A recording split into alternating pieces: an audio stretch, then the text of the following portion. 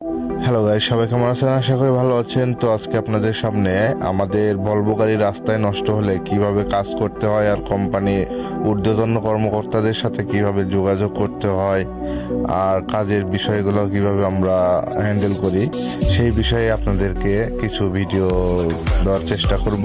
তো ভিডিওর সাথে থাকুন আর আমি আমার যে ঊর্ধ্বতন কর্মকর্তার সাথে কথা ভিডিওর মাধ্যমে তাকে আমার কাজের সম্পর্কে সব কিছু জানানো হয়, সেই ভিডিওটাই দেওয়ার চেষ্টা করব।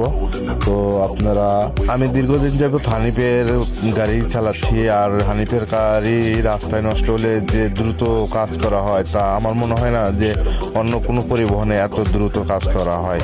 যে কোনো সমস্যার সমাধানের জন্য হানিফি সেরা। আসসালামু আলাইকুম ভাই। ভাই, এই যে গাড়ির নিচে পাওয়ার অয়েল পরে সব মাইখে গেছিল, তো সবগুলো পাইপ টাইপ যে সব জায়গায় চেক দিছি, যে পাইপটা দিয়ে তেল পরে সেই পাইপটা হচ্ছে উপরে, এই যে এই রেগুলেটরের কন্ট্রোলার ফ্যানের মেন পাইপ, এই যে স্টিল পাইপটা, আর বডি হচ্ছে প্লাস্টিক পাইপ, যেটা হচ্ছে আপনার কন্ট্রোল এই নাটটা, এই নাট দিয়ে হচ্ছে তেল পড়েছিল, পরে এই নাটটা টাইট দেওয়ার পরে তেল পড়া বন্ধ হয়েছে। পিক আপ ধরে সব কিছু চেক দিছি, পরে আর তেল পড়ে না ভাই। এখন আপাতত ঠিক আছে। তো ভাই, এই যে পাইপটা হচ্ছে তেল পড়েছিল এই মেন পাইপ দিয়া, তো এখন আপাতত তেল পড়া বন্ধ হয়েছে। ভাইয়া, পাওয়ার অয়েল গাড়িতে 1 লিটার ছিল, ওটা ঢালা হয়েছে, আরো লিটার 2-1 মতো শর্ট আছে।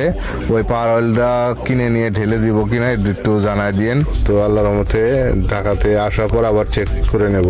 আমাদের গাড়ি যদি রাস্তায় কখনো নষ্ট হয় তাহলে আমাদের ঊর্ধ্বতন কর্মকর্তা যারা আছে দায়িত্বে, তারা যত দ্রুত সম্ভব আমাদের গাড়িগুলো কাজ করে গাড়িগুলো কমপ্লিট করার চেষ্টা করে। আসলে রাস্তায় অনেক সময় দেখা যায় যে এমন জায়গায় গাড়ি নষ্ট হয় যেখানে ভলভো গাড়ির কোনো মাল সামানা পাওয়া যায় না, এই জন্য আমাদের গাড়িগুলো অনেক সময় লাগে।